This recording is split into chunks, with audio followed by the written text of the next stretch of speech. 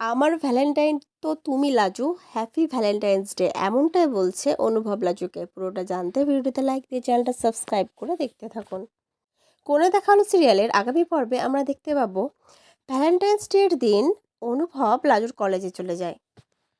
কলেজে গিয়ে লাজুর সাথে দেখা করে, তারপরে লাজুকে নিয়ে বাইরে একটা টেবিলে এসে বসে। তারপরে অনুভব লাজুর হাত দুটো ধরে ধরে লাজুর মুখের দিকে তাকিয়ে বলতে থাকে, আমার ভ্যালেন্টাইন তো তুমি লাজু, আমি তো তোমাকে ভালোবাসি, হ্যাপি ভ্যালেন্টাইন্স ডে। এই কথা বলে অনুভব সেখান থেকে চলে যেতে চায়। তখন লাজু বলে, দাঁড়াও দাঁড়াও একটু। তখন অনুভব ফিরে আসে, কি বলছো? তখন লাজু বলতে থাকে, আমার কাছে তোমার জন্য একটা জিনিস রয়েছে, একটা গিফট। অনুভব বলে, কি আছে? এবার দেখার পালা যে লাজু অনুভবের জন্য কি গিফট নিয়ে এসছে। ওটা আদৌ গিফট আছে নাকি অন্য কিছু?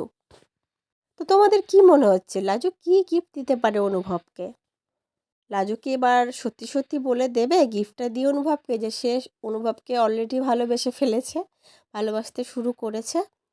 তোমাদের কি মনে হচ্ছে এই বিষয়ে অবশ্যই কমেন্ট করে জানিও। পরবর্তী আপডেট নিয়ে তাড়াতাড়ি আসছি, সঙ্গে থেকো, সাথে থেকো, চ্যানেলটা সাবস্ক্রাইব করে দিও। ধন্যবাদ।